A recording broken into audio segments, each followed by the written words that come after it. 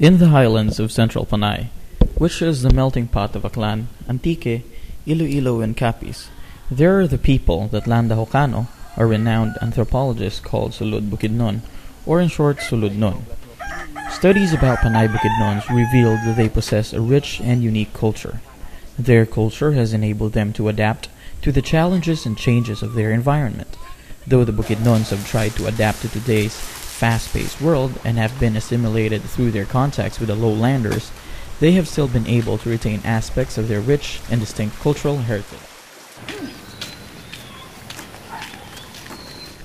Dr. Rio, a faculty of Central Philippine University, a political scientist and a mountain climber, have heard stories of these groups of people in one of his treks to the mountains of Mount Baloy. Spurred by his interest on the stories of the violent nature of settling disputes among these indigenous people, he decided to explore deeper and validate the stories.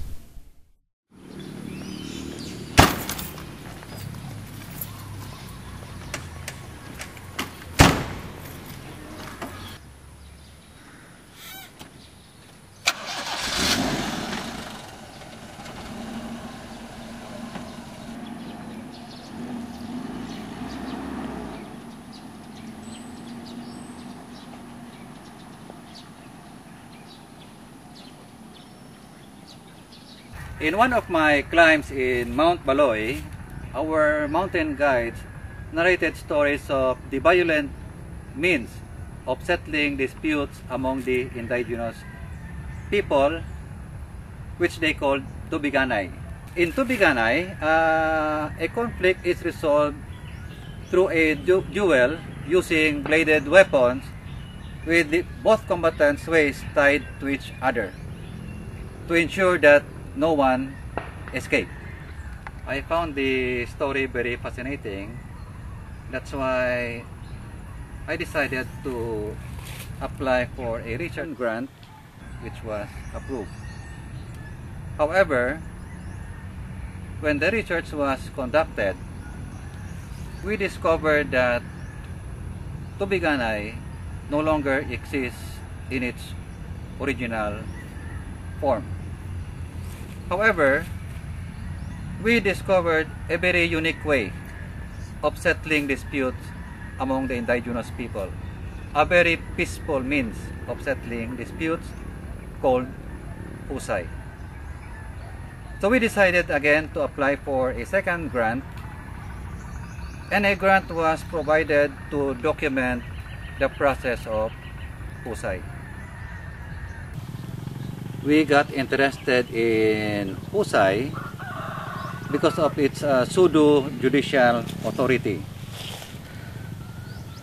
While looking for people to interview regarding Husay, the news came of a killing in one of the IP communities.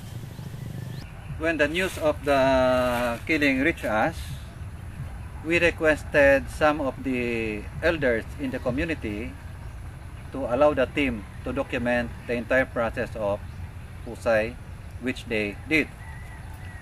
However, when the scheduled date of Husay was coming to a close, election-related violence became rampant in the area that the guides, fearing for our safety, decided not to trek with us. So for short, the first attempt to document Husay was aborted. After weeks of waiting for the election-related violence to subside, the team was given a go signal to proceed with the research. On November 2, 2013, they set forth to the municipality of Calinog in Iloilo. First stop was to look into the blotter report and interview the police officer about the killing incident. July 2023, natabo sa barangay Sipanga kami ng Iloilo. Tapos siya na biktima kay Benji Bianido A. Vicente, 21 years old. Kontero ni siya, na taga-Lunok, Kalinog, Iloilo. Ito mag-execute sa affidavit of non-interest.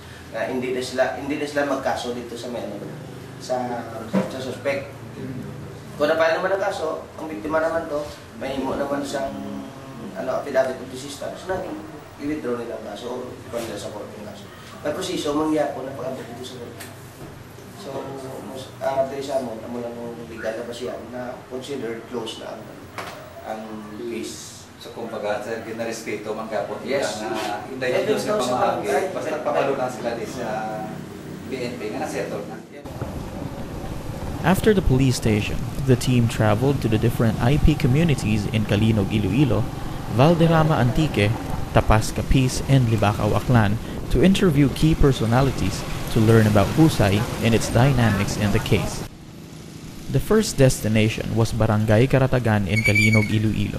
The team took a motorcycle, and when they reached Barangay Supanga, the last barangay to be reached by transportation, they were informed that the killing happened there. They were able to interview the owner of the store where the killing exactly took place. Amo daya pagka bati ko kalupok, nagwa ako kag nakita ko tong tawo nga nagabatang ni diyan tong bangkay dit na. Di si akit na dang ginaatubang ta to ni kabugto ko tong padlagan kapitan. Tuya dat na atubang na niya.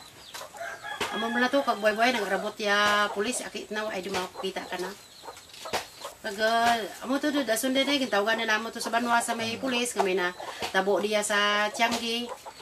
Dasun mi palat-lat na to ka dang pulis nga ang mga armid la diya sikaso ko tong bangkay hasta dagid yung mag-abot to si Janet. Natana dagid ng desisyon nga padulugon tong bangkay. Mula ra ako mahambal ninyo. Right after the interview, the team hurriedly left for Barangay Karatagan, for it would take about 4 hours to get there, and it was already high noon. While trekking, the key informant Boyet Labordo gave more information about the killing incident. Suno sa informasyon, si Aki kag si Jewel to no? Si Jewel, rang mga do isganan, do puro maghap. Ang term ka maghap nga diya, hindi man ma-describe nga mercenaryo pero daw sirit man. Nga kung ano sugo ka mga magurang, amuro ginatumanda. Ang natabuan lang garing nga sa murang panahon, nagtabuay sanda diya nga duha kag nag-insultuhanay, ti nagtiruhay, patay isa, naunahan ka isa. Kaya murutlad niya ang duro ang involved sa ginatawag nga bugay ukon sa bayad sa pag-ula kadugo na. Kaya murang yung ginakuant lagi na tinghuan nga kung ang mga magurang kung anong posisyon nanda sa ginatawag nga bugay para nga hindi din matawag nga madara sa banwa kundi may andas na nga proseso ka anda nga pag interpreter ka layi nga may layi tandang anda kung paano solbaran man ang problema. Namo ra siguro. Dr. Rio and his team reached Barangay Karatagan before the darkness enveloped them. After having a short talk with their host, they retired for the night, for they had a long day ahead of them. The next day, right after sunrise, before they set to their next destination, Munding, their IP guide, explained the concept of Husay. That's Mount Baloy. Okay, the mountain range connecting the 4 provinces in the island of Panay. It connects Antique, Iloilo, Capiz, and Aklan. To reach the peak, more or less, that's a 5-day climb from here. Ano ang husay? Ang husay dia, importante ang husay man kay kung diya sa lugar sa baryo. Kinal mo husay mo gid ang mga problema nga presbi kung pinatsanay. Ano mo gid nga mahusay gid para nga kalinangan ka pamilya. Pamilya. Ang ano namon po ato mga malaam ginaagtuna naman kung mga marayo ang gamay gisugo or sanda pres na kadi sugo nga agtunan mo ang natengdan nga nakapatay para mo kung mabayad o hindi. Pag agto ko da istoryahon ko magambal bi mabayad ti pangkutong ko kung pira masarangan mo ibayad. Ti pagambal abi mga 10,000 ibalik ko ratiya sa isa duman sa napatay. Di kung ko batonon mo lang bayad na kantidad na 10,000. Di maano da makundayo da nga hindi ko mag baton ka bayad nga mo da kundi na pagdugangan nang idugang na gid. Di dugangan mo da ti ko ti mga pira gid bi magkundang mga dugangit mga 5,000. Ti balik ko rato ya sa ano duman kung ko sige ikas mo dang 10,000 mabatulok bayad. Ya muran ni anong kuda darenden dar mga malam istora na den. Kung mga nakapatay pagbayad dia anong dapat sigurado dar sa Vanuatu na magpirma na. Yang bayad na baton dun. Husay is the peaceful process of resolving conflicts among the indigenous people. As a process, it involves players. The most important of the players is the magurang. To be a magurang in an IP community, one must manifest strong integrity, wisdom, and above all, the talent, the natural talent in resolving conflict. Magurangs are usually the elders in the community, which people look up as the arbiters or mediators of conflicts. Panay Bukidnon communities are basically small. For every community, there is always a recognized magulang looked upon by the people to assist them in resolving conflicts either through mediation or arbitration. The magurang plays the role of a guarantor. A conflict is resolved if both parties agree to a settlement, and the role of the magurang is to guarantee that the agreement is carried out. Magurang comes from the word gurang, which means old. A magurang is basically an elder in the community who have shown integrity and wisdom and the natural talent in resolving conflict. There is no clear process how a magurang is selected, but it's always anchored on the principle one must prove his worth. Not all old people are considered magurang. If the conflict involves two parties coming from the same community, the magurang in that community is tasked to address the problem.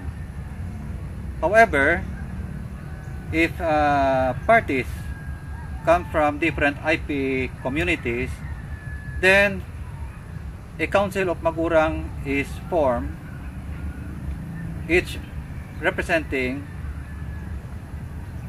both parties. In the process of resolving conflict, there is one important player called the padara or emissary.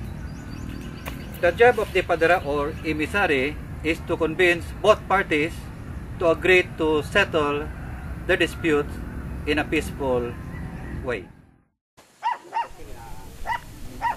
After Karatagan, the research team passed by Aglunok, which is about 2 hours walk to fetch another guide who would bring them to Barangay Busog, another IP community in Antique.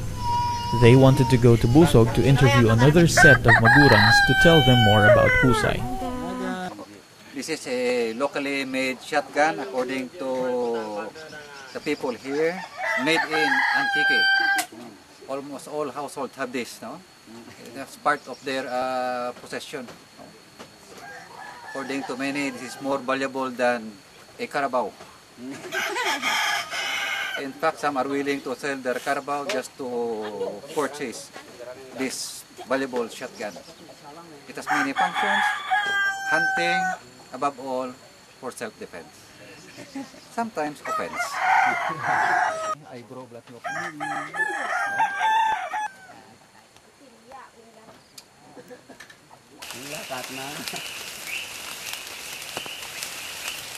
We decided to camp along the trail. The rugged terrain drained us of so much energy. We failed to reach our prescribed destination of the day. So we'll just select a safe place to sleep. Hopefully, the cold is not Not so much. What we brought along our survival gears. The trek going to Barangay Busog was a stiff climb across dense forest and crossing rivers. The guides even warned the team of diamond head snakes along the trail. Luckily, they didn't encounter any, but they suffered from the blood-sucking leeches. The research team targeted to reach the community that day, but their pace was slowed down by the rugged terrain and the rain, so they camped along the river for the night. Early next morning, they continued their trek and they were able to reach Barangay Busog past lunchtime. Barangay Busog is the last barangay of Valderrama Antique. Unlike other IP communities, which are small, Busog is composed of more than 10 households. The houses are modern. They are mostly made of wood, bamboo, and most roofs are made of galvanized iron. The team were in Busog thinking that they would interview another Magurang, but to their shock, they learned that the community was a site of a massacre, a tribal war that took place between the residents of Barangay Busog and Barangay Kulyat, a neighboring IP community. They were also shocked to learn that Aloy, one of their tour guides, was a part of the Barangay Busog and Barangay Kulyat clan war, which resulted to 38 deaths for both sides. Iya mo to mo why pag isa nakasulod. Why isa naka-kuan. Pag kuroy he sa ikata apat ng dadag na to. Ikapat na to mo to paging may duro nga grupo ang imong da. Kaya mo to gagawin na kami dia. So tamo sang kwati mga bata niya gin masakyan na dia mga pati mga bata ang taga mo kuda igo magurang ko nga baye dia tiya sa kama. Do ka dia may isa kay patay. Mo dia ka dia mo. Isa ka patay, isa ka magurang kong bahay nito dito sa saon mo, duwat yan mo. Pwede, ati chipot-chipot gid bariyo. Ubos na smokot. Nang tiyo ka dya, amo to na iguan, tapos na, anang atong tulaan bangay nawigit yan, tinagkira dya ay. Tapos pag ito, nakapangamang pag ito ay gito sulinder nanda. Bakas-bakas pag ibata ka ito kakamang pagtulito. Alin mo sa nakain mong kurang ng bayi. Hindi man ito naigo. May hindi pa sa ulo. Tapos mag-asawa pa itong darwaan ng bata nga atin pag-isa. Titik pa itong bata ka turog mong. Gurulit kami ay tisipri. Wat mga laki. Ligtri. Yung pa kami hao. The team left Busog overwhelmed with the story that they heard. During the first phase of their research, stories of killings in the community were heard, but those were just mere folk tales. Stories told by informants by their elders, but it was different hearing first-hand accounts from the witnesses and victims. From Busog, their plan was to head to Tapas Capiz. The team has two options: to backtrack, which would take them another 2-day trek, or traverse the rivers to reach Valderrama Antique, and from there take a van going to Kalinog. The team opted for the river trek. The team is going to Valderrama Antique to find out more details about the Busog-Kulyat clan war. We are on our way from Barangay Busog to Valderrama town proper. Over there, that's River Kagarangan. We'll be crisscrossing the river 37 times. The trekking time is more or less 6 to 7 hours.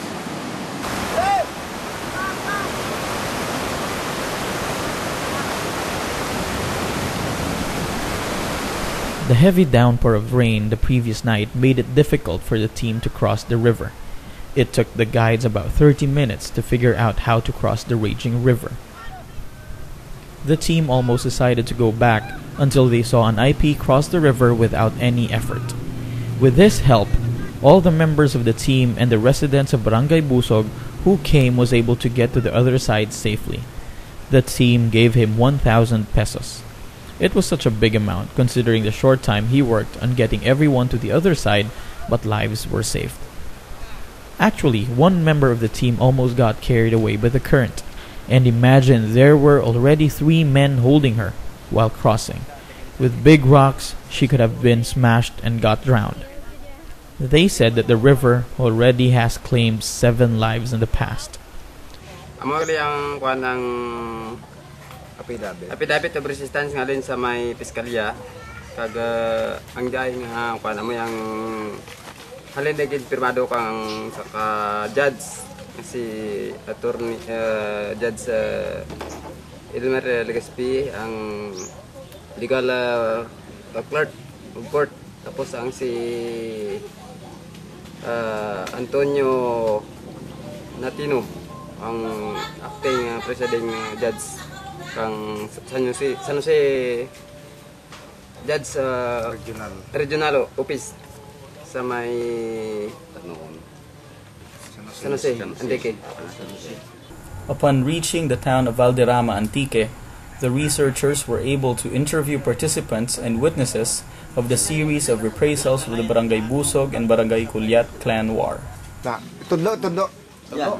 Amo dyan tiniro katong amo dyan ginupisahan. Okay. Gitiro nanda. Tiniro Kaya na. kulit nagbirah na kun. Pre tinabuhi ako. Balas naman eh. Why pa mo kung balas ang dapat kita nagkuha gi amo to gini. Nanutod ka ba balay? Amo to nga nag-slakay sa natok ninyo. Kapitan kato dyan tatay na kadya mo. Katong time haya ka na kung kuha kita kun. Pagka kuha ka to, pagkatiro ka dyan, kung naglain tong kapitan, iti inablos na dyan mo. Isa dahil why man pamangkot. nagimo kang ginatawag anomalya sa Loy, kananda. isa dahil pamangkot ko. Sang pag-akusar kay Choy Nidolpo, sino ibana ka to? Ka. Itong, kundi ito ako sa Gilpurom. Oo. Pag-akusar ka to nga na-wanted si Choy Nidolpo sa pagtakaway kabaka. Oo. Sino ibana ka to? Nga diya. Tatagagiyak niya. Di amo ka tanay mo. Kinang lagi magbalo sa hindi ka mo nagdagong sa Banwa para Hindi kita ginagawa mo sa Banwa, pero ginagawa mo, hindi tayo pulis magtumtoy na inaway sa inyo yan, ha? Ginabalas na ka mo na. Nabalis mo mo. Eh, hambal di ka hindi ka sa pulis tama ng MPA yan da. Army ka ni, hindi ka... Ginabalas sa mo ko na. Magtama mo na nabalas na mo na. Tamaan mo bala, tamaan mo bala. Alos mo sa piyak, pero tamaan mo bala daw pa away. Pagbalot nyo tayo, ang inyong spinter, ubusin ng lahi ka dyan. Sapat, manok, baka, karabaw. Kaya lagi ang rarong na. Wala tanong matay manok ko. Ano ka to? Matay talaga, matay na kaya mga baboy. Mga baka, karabaw, baka, matay na. Mga paray na bungulaan na. amo na nga kinanglan yung migid magbalos para ipakita mak nanda. Ano mga ano da nga. Nga mga isog man kamo kag Hindi mo. Hindi Ganon. Hindi suga ang punto nga maskin sa sambilog tabako may bahol kami. Ano, Makabalos wala na mo, tinigbukalon mo kami ay. Tungod sa unor man kag unor man ninyo eh. Nakabati ako kara sa istorya Lolo Palong. Imong onti mo nga parahid ka. Buli iban. Kung hindi timo magbato. Sakto mara sa inyo. Orolate mo. Uruliti mo kung iti mo ka bato. Mau masurgoon di ka ako na. Bekot to si Konya krimen ang pagbalos. Kundi obligasyon. Obligasyon nyo magbalos. Sa estados, krimen. Pero sa IP, hindi. Obligasyon magbalos. Obligasyon magbalos. Di reklaman. Amo nang way kita matindihan sa taga Lulan nga ang obligasyon hindi krimen. Pero sa IP ng kultura dapat mabalos obligasyon. Babaya ang timong naginawa mo. Di reklama sa kusog ko to kuhay naman pa rin mo eh. Kuhay ka pamilya. Kag dapat Batang palan, mambal na kami at taga-busog na pagkuon na pagkadakran na.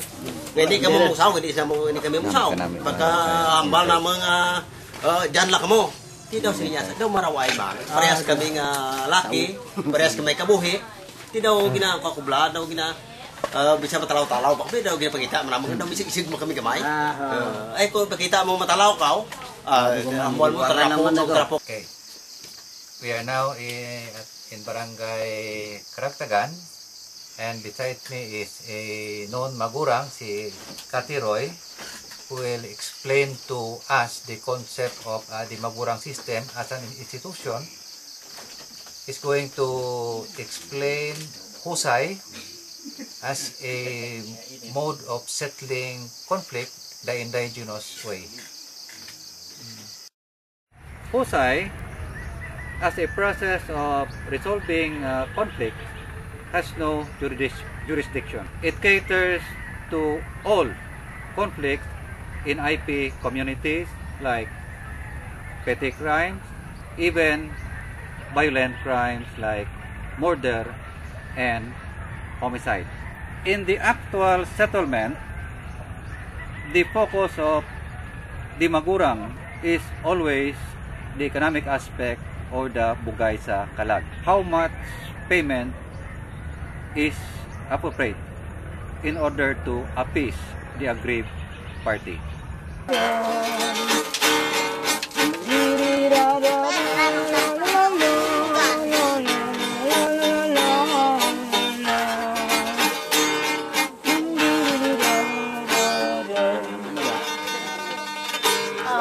Ang mga senyor sa inyo pamati, bulan sa Oktubre, pinsa 27.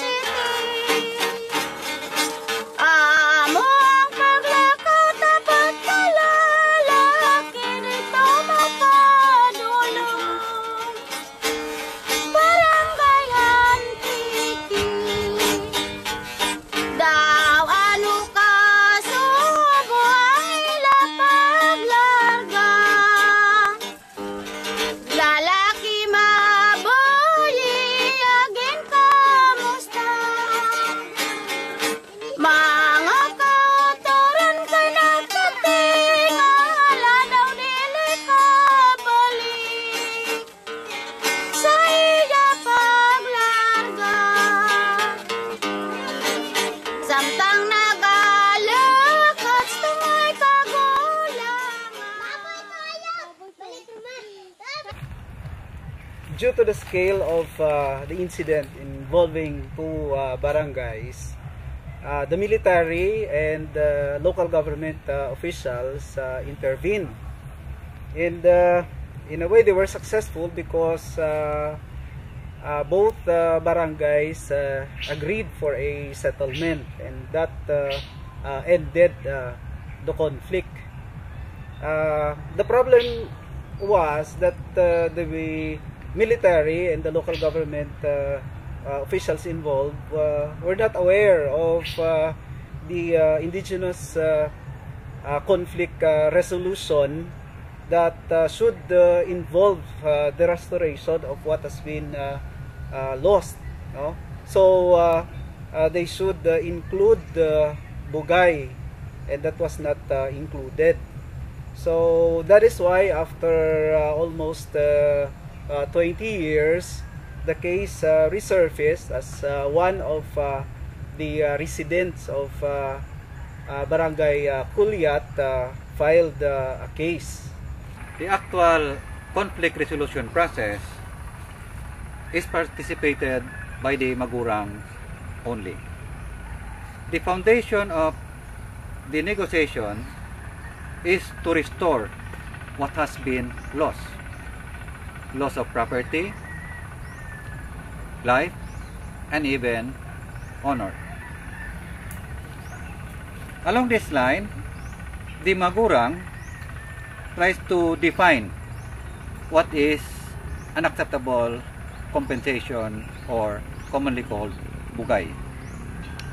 In the olden days, the unit of payment is called linansang or bolo. Why bolo? In the hinterlands of Panay, the bolo is a very prized commodity. It represents the being itself. It is used as an instrument of work and also an instrument of death, capable of taking life. That's why it's a form of payment, because if life has been taken using the bolo, therefore it should be paid by life, which is represented by the talibong. In the present, the mode of payment has also evolved. Basically, monetary in nature.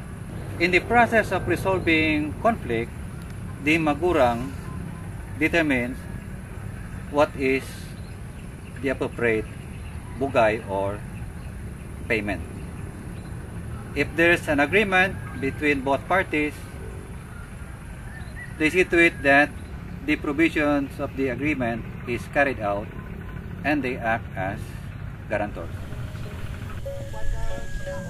At dawn the next day, the researchers set off to go back to Kalinog, only to be told that there was a super typhoon coming. They had no choice but to cut short the trip and just go home for the safety of everyone. With the devastation that was brought by Super Typhoon Haiyan, the researchers had to wait for a few weeks.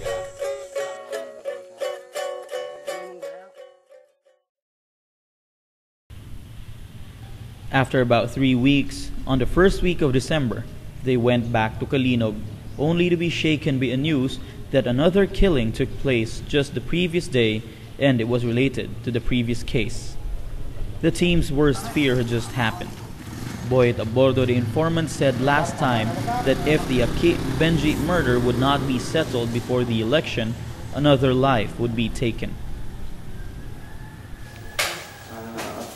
In the evening of November 22, 2013, Teresita Mostralias Wailatosa, 52 years old, married and a resident of Barangay Aglunok, Kalinog, Iloilo, almost at the boundary of adjacent barangay of this municipality of Antique, personally reported to this police station, alleging that at about 12 noon of this date, she was informed by her husband, Pedro Mostralias and Pedro Abrico of Legal Aids, Department of Environment and Natural Resources, that her brother, Barangay Kagawad Danilo Mostralias, Y. Lopines, 45 years old, married, and a resident of above-mentioned place, was wailed and allegedly shot to death by Richard Bahoyo, Ronjo Pando, Joy Bahoyo, and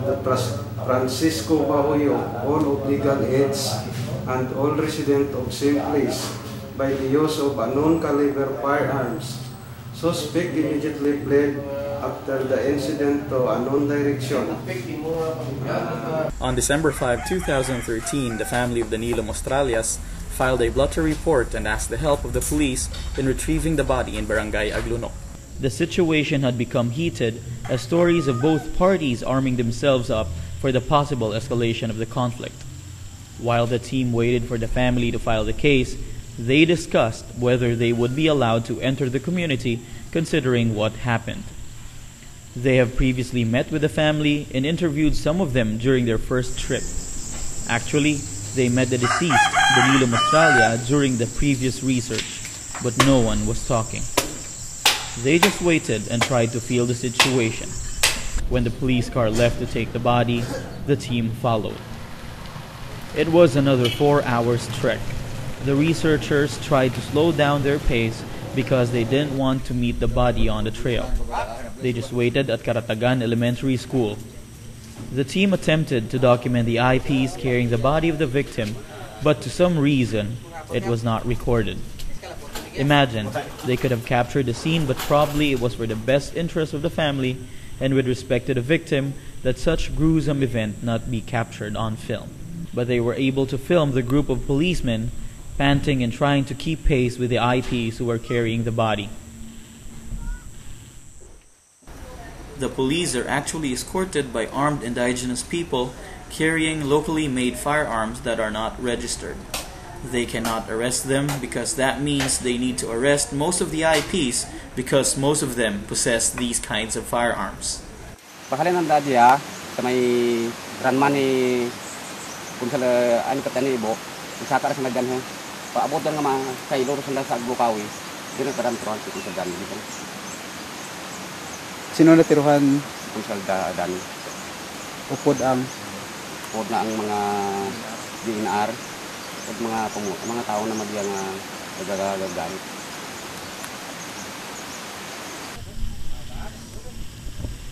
The team arrived at the center of Barangay Aglunok. It was very quiet and there's a feeling of desolation that envelopes the place. Though the team wanted to interview a family member, they agreed that they would not ask about the incident. They don't want to intrude and just wait for them to open up. They dropped by the house of a bereaved family to have lunch and just to take some rest as they head to Barangay Taraw in Aklan. While having lunch, The family opened up about the killing and the team asked regarding the possibility of a husay to take place. Hindi ang amo ito na, kung tawaan justisya ang bugto naman, why ito na, why tamang problema, mamo ang amo ito na pagkaklain mo. Pero kung hindi ito na pagtawaan justisya ang bugto, hindi nga tawaan ng tamang kamot, ay kami tamang mangita justisya sa bugto, kami tabo ng mga Parang hindi tinyo illegal. Nya tikon panugutan tinyo gobyerno nga magti. Pero ano bala piragid ka ano ang plaso anong talana niyo sa taga sa gobyerno nga matawan ka aksyon diyang natabo kay Danoy. Di sanda tanda magdesisyon ti sanda ang justisya mo. Pero tikon ni alibabi kun kabuluan. Pira? Mga binulan lang. Mga binulan lang. Kung ano mangayo la kamo ka note nga ti. Para hindi tinyo illegal. Kami tamang balas ko ni tanda. Di sa ano bilang sa ano kun kinanglan abi ano pwede dia mapaagi sa husay kun mao kun maihusayan abi ka kamo ikaw isa ka magurang kay Pedro isa ka magurang kun si Teddy Roy isa ka magurang si Teddy Roy isa ka magurang ano abi kun mong katanan nga magurang intrahan dia ano mapahusay man kamo depende sa husay mamo sa jak naman ang ginatawag ng husay, legal mo ang husay. Pagkari ang tao kung hindi, hindi mahusay. Mamukupuraw la daan nakaintindi, tao hindi, mayadi. Pati angay ka husayin mo, hindi maratandak intindi. Ando ano na ikaw paghusay. Pagka lumbos ka na husay, lain naman mo anda. Pwede may basi may mga kapot mandat na yung magurang. White magkapot na. Basta magamot na tao. Sa ako latakong naman. Pati sa nubo, lang isip, baski tatay mo, hindi tinipat eh. Baski na Kaya ang ginano ko kay inataw nung dir. Kasi ano magpapati ng ibada? Sa baryo. The team left Barangay Aglunok shaken. It seems that the family is not agreeable to a husay. The other night, there were stories that there are plans of the family to share their carabaos. From what Tayberto has said, they are giving the state time to resolve the case. If it's not resolved within a few months, they will take the matters into their own hands. The carabaos will be sold to arm themselves with guns so that they could seek retribution to what was done to Danoy. It is scary to think of what might happen. Another clan war could take place. In the modern setting, there are already various forms of payment or bugay. Payment may be in the form of agricultural animals, carabao, cow, palay, or money, or even servitude as a form of payment. Bugay is a collective effort. Collective means shared by the local community. So if one party is incapable of paying the bugay, then it becomes the duty of the magurang to see to it that the payment is collectively realized by the community. So the magurang assigns quota to the members of the community according to their capability of paying. In some cases, wherein the bugay or payment is beyond the reach of the community, they can seek assistance from other communities in order to realize the bugay or payment. The collective community assistance is founded on the premise if there is peace, it will not hamper the economic activities of the community. After Barangay Aglunok, the last barangay of Calinog, Iloilo, the team set forth for Barangay Tarao of Libacao, Aklan to shed more light to the cases. They wanted to understand more why the first killing led to another. Benji, the victim in the earlier case, is a resident of Barangay Tarao, Libacao, Aklan. Aki, the suspect, lived with the family of Danoy, the victim in the second murder case. Though the police in the town was looking at the first case as an election-related incident, there are speculations that Danay was killed as vengeance for Benji's death. They wanted to confirm how these incidents are connected and why Husay did not take place after the first killing. The team went to Tarao to meet the family of Benji, the first victim. Ang piragid ang bungat ka bugay kato ni kakalag ni Benji. Ay ako sa bata kami di matala sa tuna sa ubang si kapitan mga panita na support ng iblaye. Ay iblaye ko matugod akon ay nagistorya ako matugod akay nagbalyo kita sa bata ta. Imura akon ang imo ako man. Tibali 40 to. Gintawan ko si Joe ko si Janet ka 10,000 para nga masugdan pananam ka uway. Ang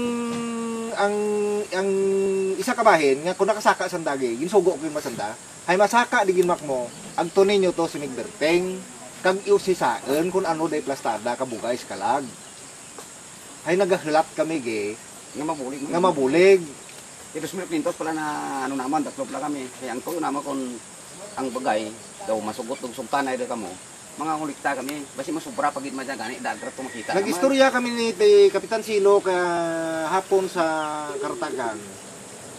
Ambal ni Tay Silo, kung nagbungat sanda ka naman, hindi ito masarangan ng 40 nga to, maskin kami sa Kartagan gimamot. Maski si Kapitana nagsisa sa Hilwan maamot. Bukod at mabagat nga bagay kung naman naman nga muran ang istorya pero ang naglabot nga naman ang istorya nga wara tinyo kasupot kay kapitan kundi si Janet Iwa ay kap na istorya dagiya nga amor naggaamot na baligis lang ang sobra nga to natulod at nakinuan Janet ay kung nagambal si kapitan naman nga masarangan na Jess distingiran ko mat na si Tising si Edward. Ati sanda nagagamit kay aki mo. Distingiran ko si Tising si Edward ti pira inyo. Ang sa among bati-bati na naging istorya kami. Kung sa tiner kami diyan. Willing ta na sanday ti Pedro kag si Tising. Nga Gisman umura gani nga kunamon 20 dan. Kung gini si kasot madali ra nga sulbar. Kung nga sitel nga sa bilog nga tao nga nagatao it kasulbaran sang problema ko kumuluyo diya. Eh siyempre may leader man sa barangay nga sanda otorisado para sa pagbulig. Kadya problema kung madara natin sa istoryahanay sa bagay or si bang pagpungko ay diyan tapat tunon kung pwede. Ay dang daga katurog manang gihapon as tulad kan o pagpatay ka ng bata isaksi ba nga nagdesisyon ta sanda nga mapabagay lang para sa katawhayan. Di way magtawo gid asikaso, nagpatikasig nga masulbar na ang problema. Ang mga dugangan, siyempre ang init kabuot, siyempre way maghapon masulbar. Normal din sa pamilya man sa ibang grupo man. Nagabatyagin sanda kakaatid dahil ang problema katurog gihapon. Basi isa day natin ka mga ginabase atin di istorya man lang kag isang bilog day ang mga baso. Digin pa bayan.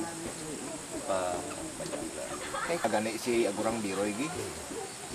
Ay magurang digirat na panawag tao gi. Magurang da kana amo da sang una doon manong ariglo katanan nga problema. Pero sa ugaring sa tulad ay katungdanan di tanan daw gina lubas-lubasan ng malakang may mga kaservisyo ng mga tao daw. Daw ay dakilala bala. Ang problema, hindi masulbar. Nagsigipat yan ay tungod. Hindi masulbar. Ay, huwag kagata sa magurang. Si Ubi no? Ano ba sa kanimo to kung intrahan to kung mga magurang mas siguro daw matawag ka ang bata mo yan. Diraan ko no, ginang panabuligan mga magurang ko ay akatog bang kulat mo ganing ubuligan kung para sa mataway lang. So pagkatabo to, so kung nagsapol labi mga magurang, ang imo tagi pusuon bukas kid para sa kaariglo. Para maman-an nila mga istorya blang iban-iban madura. Nga halinggit sa imo nga baba nga ikaw bukas sa imo tagi pusuon sa arigluhanay. Nga mabaton mo blang hugot sa kasing-kasing mo ang bugay nga itao kanimo parte sa nadura mga nga mga bata. Iti kanit ginatilag ko maka para nga kami malinang kami jam namun po pa nga maginayo. It was perceived that the bugay was raised to 40,000 pesos so that it would be difficult for them to pay for it. It was their understanding that the family of Venji really wanted to seek revenge. But after the researchers interviewed the family of Venji, it was found out that they are agreeable to a settlement or Husay and were willing to lower the price of the bugay. The case of Benji and Aki clearly represents the weakening of Husay as a peaceful means of resolving conflict. So here we see the state represented by the barangay captain attempting to resolve the conflict minus the participation of the Magurang, which later on resulted to additional loss of life. Yes, there were factors why the process was not successful. One was the timing. There was the barangay elections, so barangay officials were more concerned on how to get elected, and so they would prepare the resources for their re-election. And then secondly, these barangay officials, because of their perceived knowledge, or experience in the ways of the lowland, they no longer believe in the authority of the Magurangs, and this is a problem because it's still part of the culture of the Panay Bukidnon that they value vengeance. The Panay Bukidnon has this statement called tiro timo ka amo sa ibabaw kung may amo man lang sa idalom. So everybody could be hit, For us lowlanders, we call this indiscriminate killings. But from their culture, vengeance is a form of responsibility. Responsibility to avenge the death of a member. So, as a form of responsibility, it means they can kill any members of the opposing clan. For them, it's not indiscriminate killing as known to us lowlanders. To them, it's a matter of responsibility, performing one's responsibility. Correct, and this makes the strengthening of Husay more important, because if Husay is not strengthened, small conflicts or petty conflicts might resort to large-scale clan war, just like what happened in Busog, and especially that the presence of the state through its agencies, the police, is not felt there in the mountains, due to obvious reasons. So, like, the coercive power of the state is effective if the presence is felt by the people. So, in a system wherein almost everything is connected to bravery, vengeance is really a matter of performing one's responsibility. So, in one interview in our previous research, we asked one person, why is it that you killed your brother-in-law? So according to him, it's a matter of responsibility because the elders say so. So this just shows the importance of strengthening Husay as a form of conflict resolution. It's an example of the state mechanism attempt to resolve conflict. without the participation of Husay, or the indigenous way of settling disputes, which in this case resulted to more killings. In areas where the presence of the state, through the government, is not felt by the people, there is really a need to integrate our state legal system and the indigenous system. The state system must not weaken the indigenous ways, but rather integrate the indigenous way in order to strengthen the overall process of conflict resolution.